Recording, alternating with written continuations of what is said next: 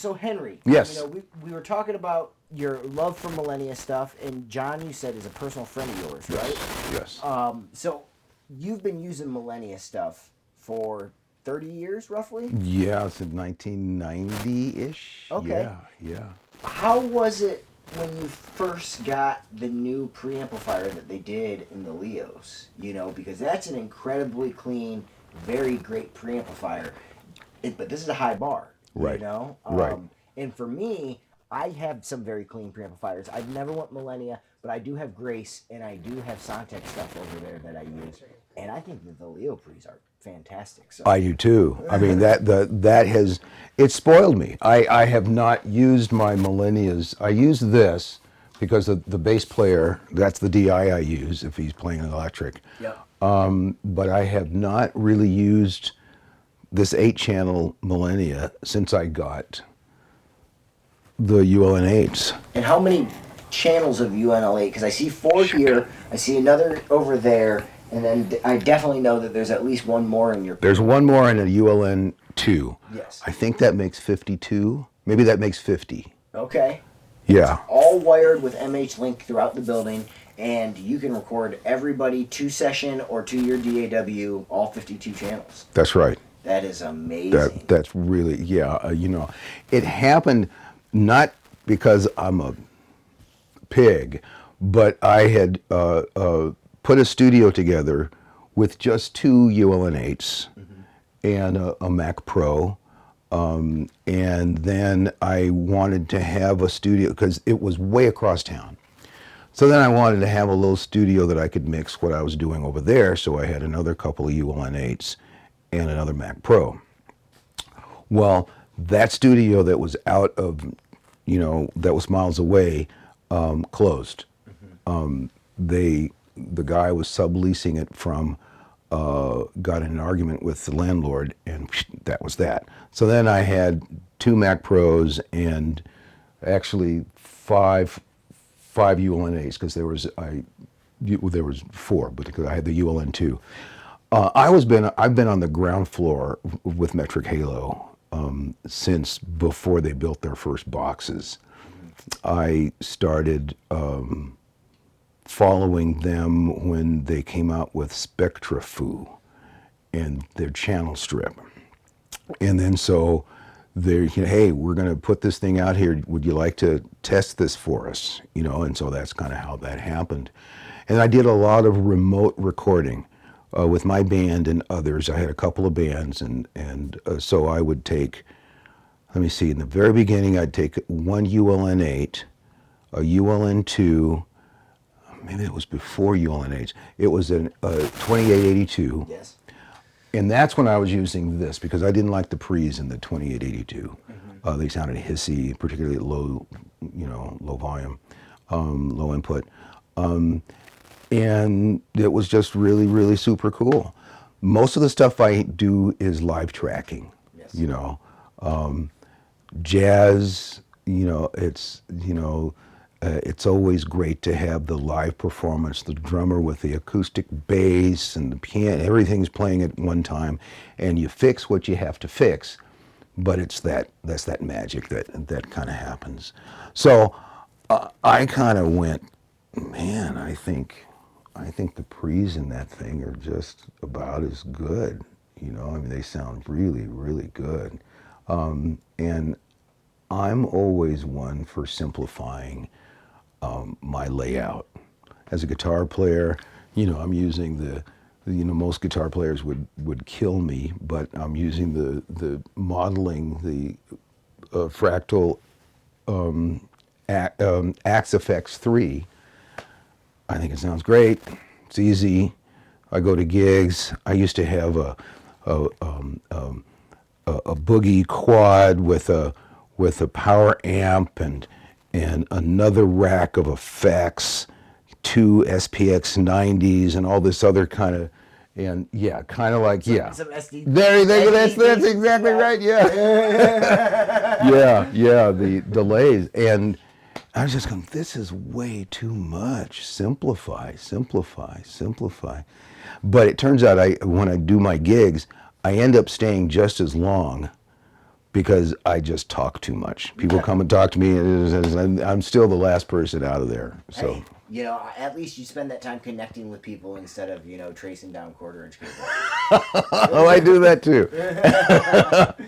So, you know, I definitely want to continue to talk about the studio, but this thing over here is just catching my eye. And you're a guitar player. I would like to call myself a guitar player, but I'm more a guy who owns too many guitars. Oh, this thing. This yes, thing, yes. Man. So, one, I can tell that thing is well loved and played. Is this your main guitar here? That is my main guitar. Tell me about it. I mean, this is an ES355. Okay. It looked like a 35, but see, it's a stereo thing. It has this thing, but I made it monophonic. So this is the same kind of guitar that B.B. King made famous. So is with that a Lucille. baritone switch down there? Is that Yeah. Uh huh. Okay. Uh huh. And how I came to this guitar, I had 6 guitars. They were, you know, nice, good guitars. I had been playing in Germany, came back from Germany, got an apartment here downtown Sacramento, went to a movie with my friends, came back home, and they stole everything. Stole all my guitars and my stereo equipment, my roommate's camera, and you know, the $150 I had cash in the drawer. So I went to Mom, can you help me out? So she loaned me the money, so I bought this, and I bought a Les Paul Anniversary as well. And this I think I've played this every single day since. So did you buy this new then? It was a year old. A year old. Yeah, yeah. So all that wear is yours. That's all mine. This was a 79. I bought this in 1980. Man, so one, I've never seen one with a translucent finish like that. Oh. How has it been when you started watch things like that, you know, heel start turning colors and This stuff? and the back of it. Look at that. That's, yeah. you see, that's all me. That's all you? That's all me, you know, every day. So is that discoloration, do you have to rest your fingers there, or? This? Yes. I have no idea. I think that's, you know, I don't know. I really don't know. That you would more see discoloration up here, Yep. where it's all messed up. And like what you see on the back of the neck. And yeah. But this, I don't know. I don't know about that. I bet you it's that right there. It's you holding your... It probably is. I just saw it. It's that right there. That's beautiful. I can see you up on stage holding on to that. That's right, that's it. So, you know, that's absolutely wonderful, you know, and I love seeing things like that from people's lives, you know. People who dedicate themselves to the craft the way that you have, I believe that they go and they live on in an instrument like that. That's a nice thought. And that's a nice thought. It's nice to see it here with you next to it. Yeah. You know? So, being a guitar player in California, there's some heads out here. I bet you it was one of those things like, what was it like? How many hours did you practice every day to get to where you are at? Because this is the most competitive music industry in the world. I still practice 3 hours a day. Every day. Every day. I started out, I was pretty lucky. I mean, I started playing the guitar when I was 13, and by the time I was 15, I was playing in one of the most popular high school dance bands, you know. But we played clubs, and I had to get special permission to play these clubs and stuff because I was like 15. Gigs? Those are 4-hour gigs. Yep. 4-hour gigs, So you straight know. from the beginning, playing all night. Yeah. And just the weekends, Thursday, Friday, Saturday. Sometimes we would get a week club date. That was a lot of fun. But that was a great band because the leader wrote all these charts out, you know, and it was very well organized.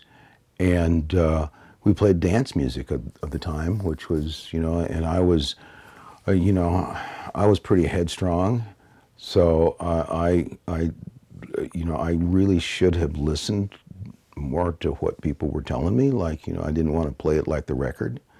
I want to do my own stuff. But I was 15, 16 years old. What the hell do I know? Yeah. You know? But it was kind of like I was a little too good to fire, but I wasn't good enough to really keep the gig. It's complicated, but I've been fortunate. I've just been fortunate from real early on. I played with great people, and that pushes you to practice harder, to work harder. It wasn't until, I don't know, I want to say not too long ago that I realized that kind of people were talking about me, or I'd see something and, oh yeah, someone that I really respect. And they go, oh yeah, Henry Robinett, that's that guy in California. I go, me? Who are you talking about? Do you feel like the internet's helped you with that? Because you're out there, I'm an old guy, right? So I keep trying to work the internet, because I know I'm supposed to be responsible on Instagram and, pushing things out on Facebook, and I have a website, and, the people who really know what they're doing, they're out there, every day they're publishing something. And I come from the old day where you put up posters. You had a gig, this weekend you put up a poster. Now you can't do that, and no one would pay attention. I don't really. This is what I want to do. Yep. I mean, I have a band, and since I started renovating with the studio, the band used to rehearse every Monday, 3-hour rehearsals. And whether we had anything to rehearse or not, we rehearsed, and luckily it's 99% my original music, so there was always something to rehearse. And I've been doing it so long that I really have a thick book of music. And it kind of surprises me. I go, oh my God, I haven't played that song in forever. Let's hear what it sounds like. And, mostly it sounds okay. So, but since August, I think that's when we started doing the renovations. I haven't had that with the guys. And having a band really means that you have to be responsible for keeping them motivated. You have to go out and get gigs. You have to promote the gigs. You have to promote the guys in the band, make them feel like they're included in the band and the whole thing, even though it has my name on it. But when it comes right down to it, I just rather be here in the studio and see you guys once a week, and it's kind of like, well, are we going to get a gig? Oh yeah, about that. Okay, yeah, I'm working on that. But this is my dream. Well, you have all these cameras. Just start live streaming that shit to the I have done that. Yeah, I have done that. Make the gig online. Invite everybody in the world. I've done that. It's really cool. We had a piano player I had before this guy was very tech savvy, so I got that ATEM, streaming thing. Yep. I think 8 camera input or something like that. Got some really nice cameras, and we started doing a lot of live streaming and stuff like that, and that was really, really cool. There were a couple of, there was the first one we did turned into a disaster, technically, because that was before I got the Black Magic box. And we were doing this, using your iPhones and that kind of stuff, and that was cheesy, completely cheesy. So, what happens is if something goes completely to crap, that inspires me to step up the game. Okay, absolutely. That's not going to happen again, Yeah. And then it happens maybe half a time again. And then I have to keep stepping it up. Yep, absolutely. Yeah. So the studio is beautiful, man. And I Thank see you. choice pieces of gear here. And I'm curious, there's outboard reverb. Do you still rely on a lot of outboard reverb? Do you think that something like the Bricassi is going to give you a superior sound to what you find in the box? Because you've got a 96 over there. Are those a couple? 92. Oh, 92. oh, Yeah. Okay, 92. Right. Are those 91s below them? Yeah, a 91 and an 81. Okay. Yeah, and a Yamaha PC. What is that? SPX 2000. The 2000. Right. Okay. Right. I've got the dirtier SPX 90. Yeah, I have. No, I didn't put it in this one. But yeah, I had 3 of them. Yeah, I think I got rid of one because I was talking to someone on a forum thing, and he's, "Would you be willing to sell that?" Yeah, I'm not using it, so I plugged it in. Smoke everywhere. So I'll pull out another one. Yeah, I'm fancy. I got the SPX 90, and then I got the SPX 92. Oh, you did. They sit right on top of each other. Yes. And then I got an SD Yes. 3000 right above it. Yes. Well, I mean, honestly, I don't know whether the reverbs are better than the hardware. To me, there's more of a dimensional quality. I kind of feel like more of a 3D kind of thing, and sometimes some of the plugins I've used, which I always loved, sound a little. They have a little bit of this. Mm-hmm. Just to me, there's a little cloudiness to it that I don't hear in the hardware. I don't have the Lexicon bundle. Mm-hmm. I know that's been buggy. I have the Relab thing that I like. But the main thing, and the hardware has been kind of a recent revelation for me, I'd say in the last 4 years. Because since I do acoustic stuff, it's real easy just to have things patched in, and just going from one mix or recording to the other. I've been disabused of recording with the compression, because you can't undo that, but you can always do it later. But yeah, I mean, I know you're going to ask about other things regarding. But I do like the convenience of live tracking with the hardware reverbs. So that's very interesting. So when the band is in here playing, those things are firing. And Yes. Are they dedicated? So is one of those your saxophone reverb, or do you like to blend them together to create? I don't blend too much. Yep. The PCM 91 I use for snare. Okay. What do you like? Is it at concert hall, or what do you like to use? Oh, what is it? I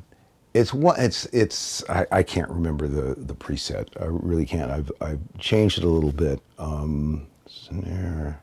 It's a snare thing. Okay. Drum room, maybe it is. Okay. That's has a little. I have to edit it because it has a lot of kind of pre-delay, or it has a lot of extra tail that I don't like. But I like the drummer to be able to hear it himself. Okay. I want the musicians to feel as comfortable as they can. I use the Bricasti. I use that for the saxophone player or the singer. I like that. What I don't like about the 91s, the 92 lexicons, is the editor. For Mac, it's kind of non-existent. Yes. So I have to either use like a virtual machine to try to call up, which I've tried to do, the PC Windows kind of thing, and it's just buggy. Either that or I'm just buggy. I'm not the most technically minded guy. I'm a musician. No, it's wonderful. I love Yeah. hearing about it. But do you have a patch that you like, particularly like in the M7, or anything that you're loving from those guys? What is it? Sunset? Oh, yep, the Sunset Chamber. Yeah, Sunset Chamber. I like that, Yeah. and I've been trying to move away from it. Okay. There are a few others. I like the A&M Chamber a lot. I've used that. Yes. Yeah. Very smoky sounding. Yeah. Yeah. So I gotta move away. I get like, it's like going to restaurants. My wife gets on me. Well, why don't you order something different? Well, I know I like this. This works. It's kind of the same thing. Well, if you want to, get into some of the weirder '80s records that people are going on, the Nonlinear 3 in there is a lot of fun too. Really? Yeah. Okay. It's like something like the stuff Michael McDonald was doing and stuff, just like put on the snare drum. Wow. Like gated kind of thing? It's one of those things where it doesn't quite do like the full Phil Collins thing. Like, it's not going to get you Intruder. You know what I mean? Right. But it's closer to like the AMS sound. Okay, it's like right. a nice updated version of the AMS. Yeah. And I'll say that one is a lot more subtle than the one that comes from the AMS. Okay. So this one will help your snare drum just kind of have that vibe more so than be that snare drum. And you know what? I like when people use the gate where it doesn't sound like a gate. Yes. It's just, you just lose the reverb. After a certain point, it's not tailing into the next, and I go, oh yeah, that's what you're supposed to do for, Yeah. Absolutely. I had one guy mix an album of mine before I was right when I was getting into I had a Mackie 32.8. Oh yeah. Yeah, maybe it was a 24.8. Had some guy come in and had kind of a dance thing, funky thing, and he would put this big gate on the snare. I'm going, no, but it was timed. You never heard it. Mm-hmm. It was just beautiful. And I go, listen to that shit. Now that's the shit right there. Yeah, right there. That's it? Yeah, okay. It's going to be a little bit different than the AMS, but it's one of those things where exactly what you're saying. When the AMS is wrong, it's the AMS. You know what I mean? But when it's perfect, it's perfect. Wow. That thing is very subtle compared to the AMS, so I like it a lot. It's one of my favorite things about the Percassion. Non-linear? Yeah, I think it's non-lin 3. I think there's 4 settings. Okay, cool.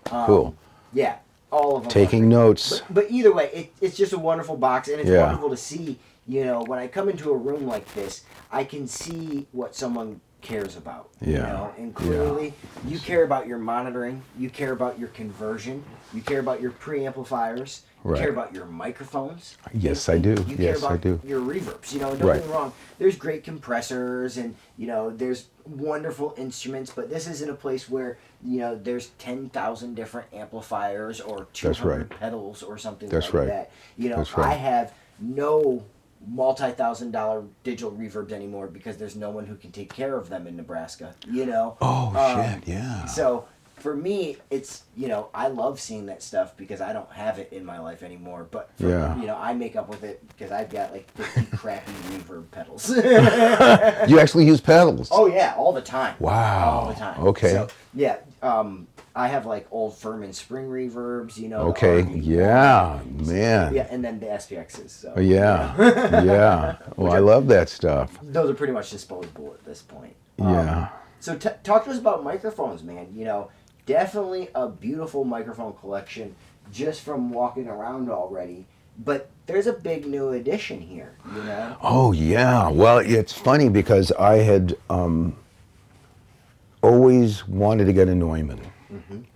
And, but in the studio, I used to be a junior co-owner of, I can't even say co-owner, I used to participate in running this studio.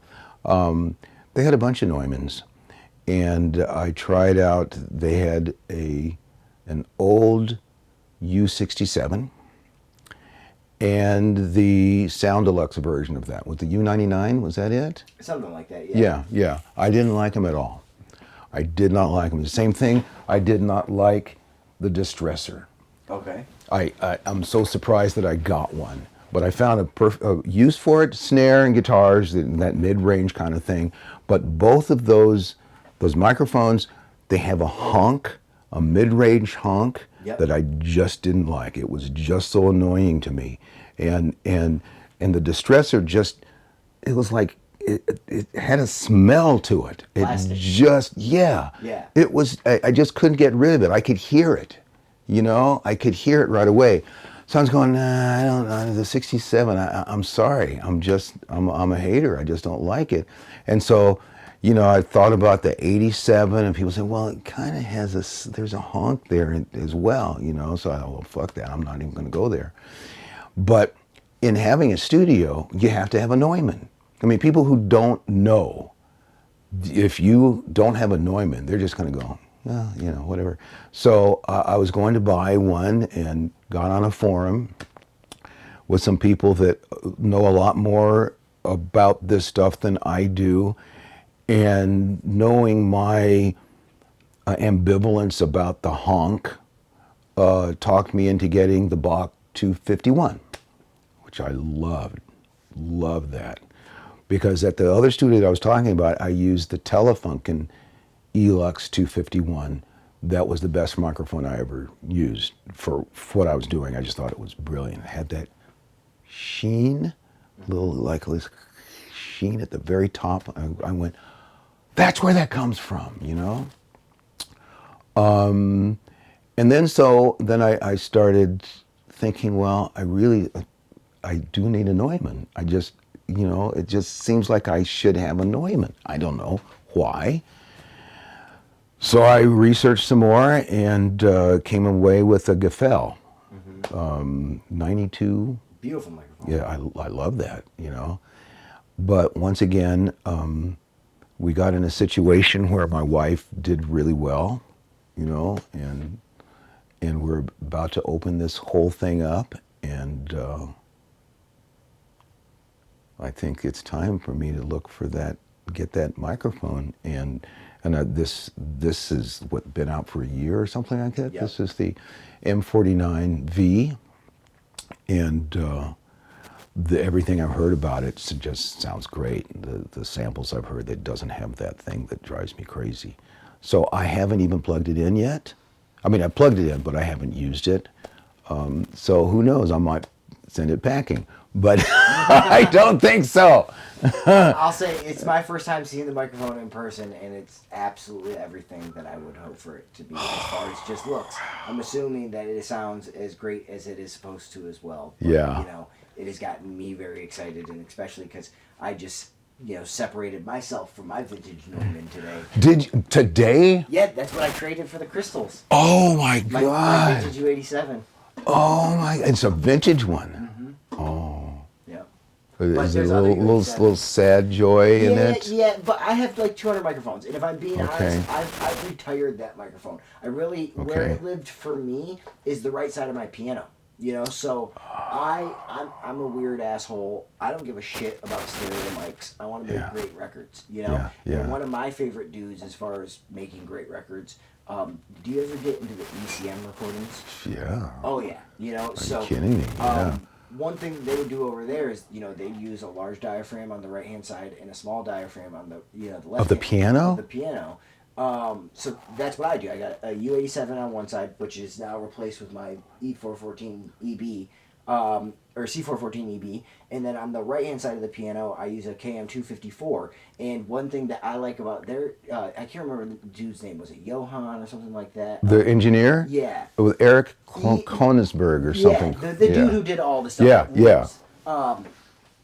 What he would do is he would click the preamplifier one click up on the right-hand side of the piano, so it was always roughly 6 dB louder. So when you listen to those runs and stuff that just cut through... Keith Jarrett and all that stuff, yeah. Oh, yeah. My all those Pat God. Metheny records Oh, and my stuff. God, yeah. Yeah, I love those recordings. Yeah, me too. Wow. 87 on the left-hand side. Mm-hmm. Or the right-hand side, the left-hand side, the low strings. The low strings, yep. Wow. And so, for me, mine, I don't know what they were doing. I just heard that they were doing it that way. And it was a 70s thing, too. Who I know was doing it for sure was Gus Dudgeon, who was doing all the stuff for Elton John before he passed away. And so he was doing an 87, and he was doing a KM254 and then an 84 on the right-hand side. So I picked that up. But then I also, as far as my placement goes, I have no idea what Gus's placement was, and I have no idea what ECM's placement was. What I ended up doing is I saw a placement where they were talking about recording the piano for Hello, for Adele, and it was two 87s, one deep in the piano, over the back brace, and then the other one is pretty much right on the front bass, right past the hammers. And so that's how I like my piano. One with the large diaphragm, long, deep in the piano, roughly 6.5 feet down, and then the other one is right past the hammers, and that's pointing straight down. That's so cool. And it sounds like ECM to me. So and this is so great because I've got to figure out how I'm going to put my mic placements. I'll point it out to you. That would be fantastic. I think it's great because it's I love the thunder of the left hand, but Yeah. I don't ever want to hear that hammer attack from that. Exactly. You know what I mean? Exactly. So it makes the piano spread sound big, and when they come up through that range right in the middle of the chest of the piano, it pops out of the speakers, man. Wow. Wow. Well, I will have to see. I mean, I put that 47 clone underneath the piano, and that's what I used to do. Or I used to put it in the crook in the back. Yep. But I still had two in front of whatever. I didn't have, when I was doing that, I didn't have the microphones I'm using now. For live, I was using the either the AT 4050s. Yep. A pair of those, yeah, great utility mics, you Yep. know, or the Peluso P12s, and I'm using those as overheads. So I really like those. Those are the 12 clones ish. Have you ever tried your U47 back behind the head while you're recording the piano? No. So that's how when Glenn Gould did the Gould variations up at 30th Street, Columbia, the microphone's back here, up above his head. I can show you a photo of it, and it's a great sound. You know, but it's interesting because of the gain that's on it. Like you can hear him talking. Of course. You know, the funniest thing I heard about Glenn Gould is that he said, you know, he's such an eccentric, weird guy. You know, he said he would not be able to. He would probably not recognize the Star Spangled Banner if it was played in the wrong key. That's a very, very telling statement. You've got to watch. There's some videos of him where he's editing takes to get ready to mix, and it is just wild because, you know, in one of them, I'll send you a link, he has 4 sets of microphones that he's recorded the piano with, and he's got it on a stereo Neumann console, so each fader is stereo, and for each passage of the music, they're making placements of saying, okay, you know, I want the really far microphones to be the loudest and all the other microphones are off, you know, and then it would be like, bring in the closest microphones, you know, and pull this one down, and like you can see them planning out the moves for the mix so that they can do it in real time. Wow. And he is on it. He knows everything about his music. Every note, every take, he paid attention. He knew what he did. He knew where his mistakes were. That's he's amazing. He's amazing. God, a true genius. So you've had the chance to share the stage and be in the studio and make music with some true masters yourself. What was it like playing with like Mingus and Joni Mitchell and stuff like that? Unfortunately I didn't get a chance to play with Mingus. Okay. But I lived with him for 3 months. Oh, wild. Because he and my father were first cousins and best friends. Oh. So that's kind of how my father died a long time ago, but, you know, whenever he would come out to the West Coast, I would go out and see him. And I had this premonition, and I just wrote him a letter and said, you know, my biggest dream would be to come out and live with you, you know. A week later, telephone rings, hey, this is Mingus. Well, come on. You know, wow. I had to, you know, end my relationship with my band and, you know, girlfriend and this kind of stuff. And, you know, a month later, I was there. And so I was also there when Mingus met Joni Mitchell. And when she was working on the Mingus record. So she was coming by every single day for a week. And I was there, right there, and he was trying to get rid of me a couple of times, but, you know, I was like that flypaper that gets stuck on the bottom of your shoe, you know, I thought I told you to get out. Oh yeah, I'm just in the kitchen over here. It was great. That's amazing. And she was one of my biggest heroes as well.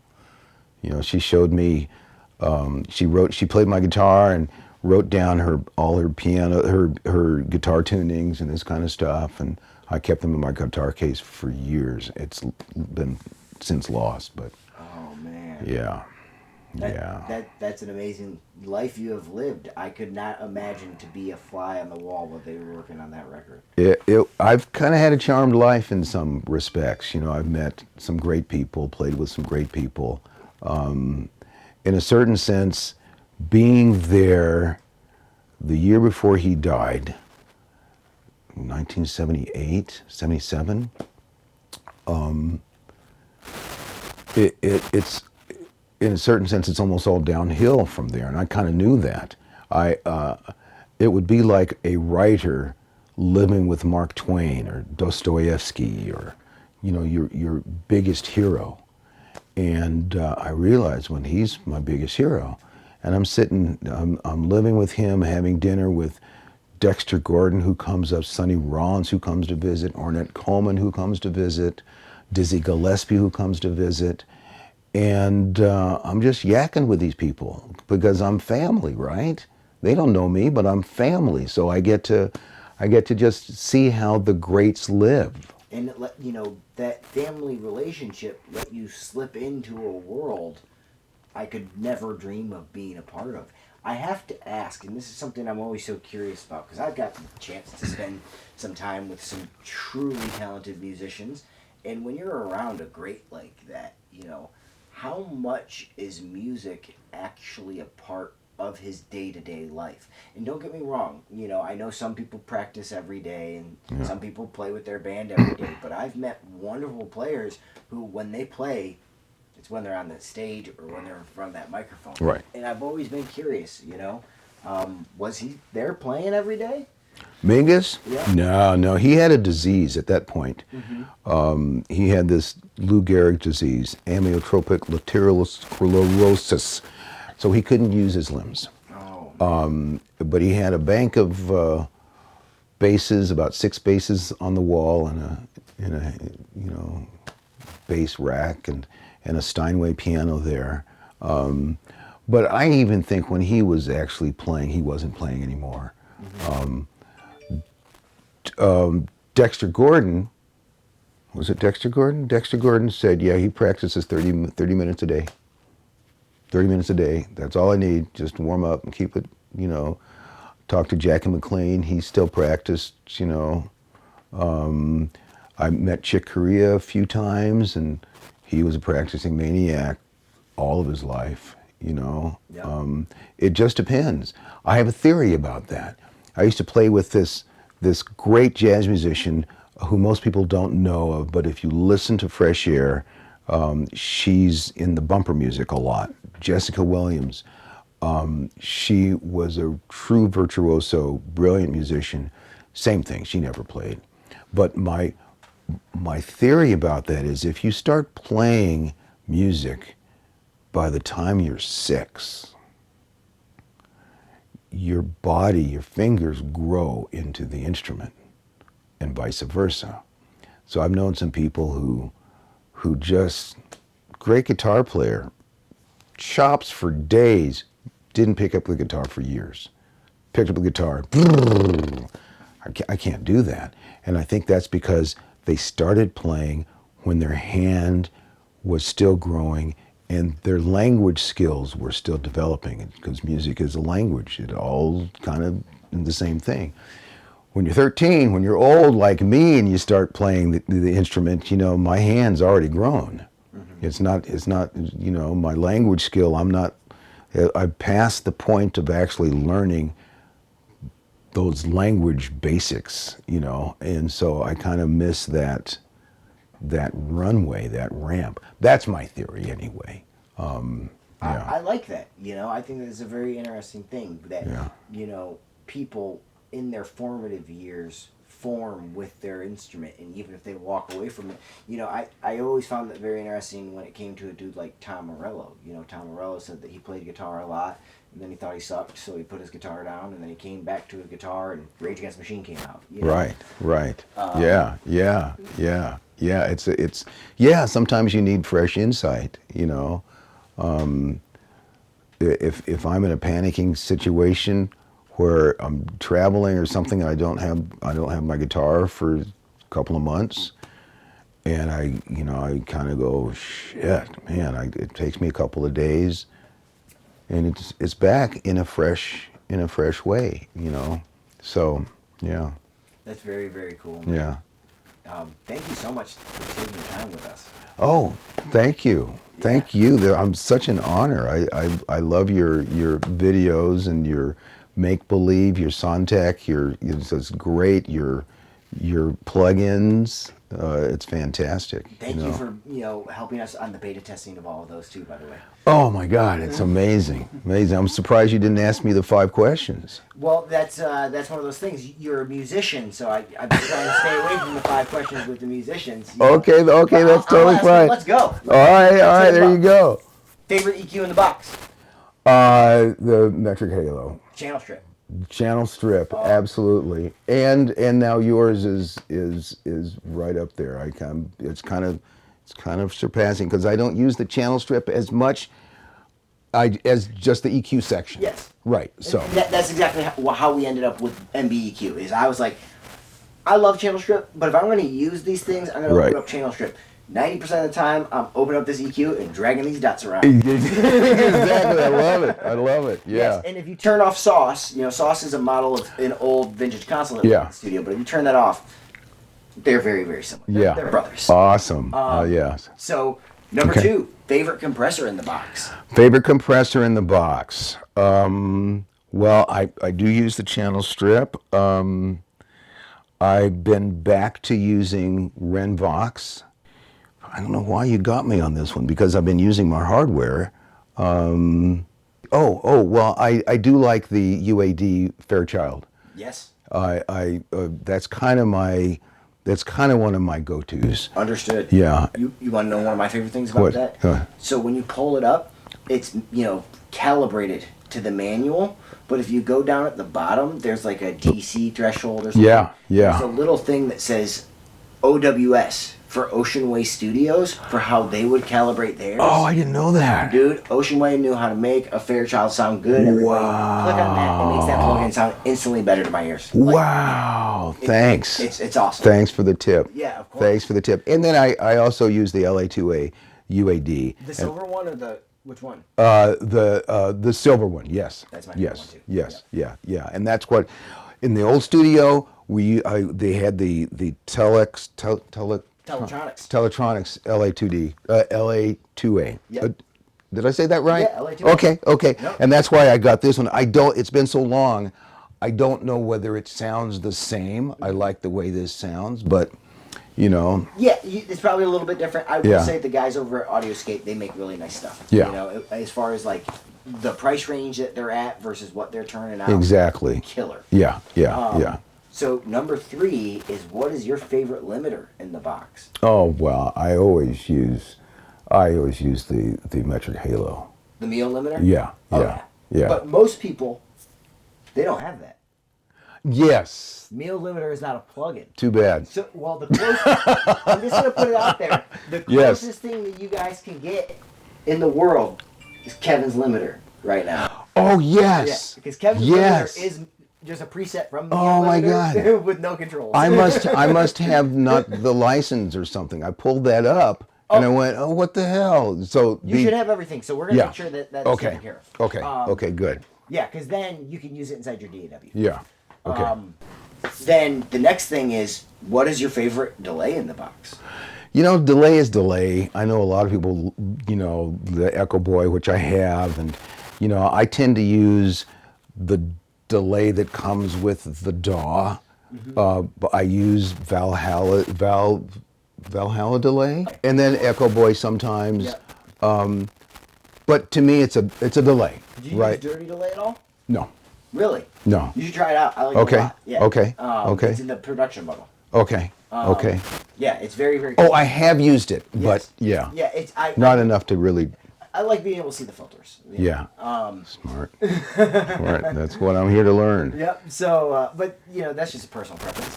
What's your favorite reverb in the box? And you can't say any of those things. No. I want. You gotta say in the box. Altiverb. Oh, good God. That's it. Which ones do you like? Oh man, well, it's really tough. I like the concert halls, yes. Because I always think of the stage. With the band, I always think of where the instruments are placed, and I'm thinking of the overall stage. So the Amsterdam concert bow, and but that's been there from the very beginning. I think I've had Altiverb since it came out. Yes.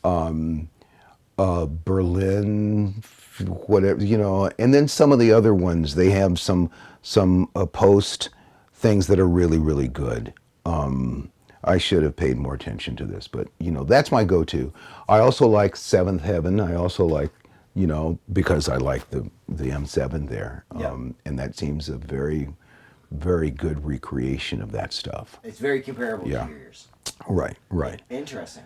And then let me see. I've also used the Relab 480 XL. Is that it? LX, yes. LX. Okay. Yeah. I am also a fan. Yeah. I love Lexicon reverbs, but I'm no longer willing to pay to maintain them. So Yeah. we are all blessed that the people Thank at Relab God. have done what Yes. they have done. Yes. Yes. Yes. Truly. Yeah. It's not a 480L to the T for me. Right. But it's one of those things where I feel very good and confident using it the same way that I do a 480L. I feel the same. Yeah. Yeah. Yeah. That's amazing. Yeah.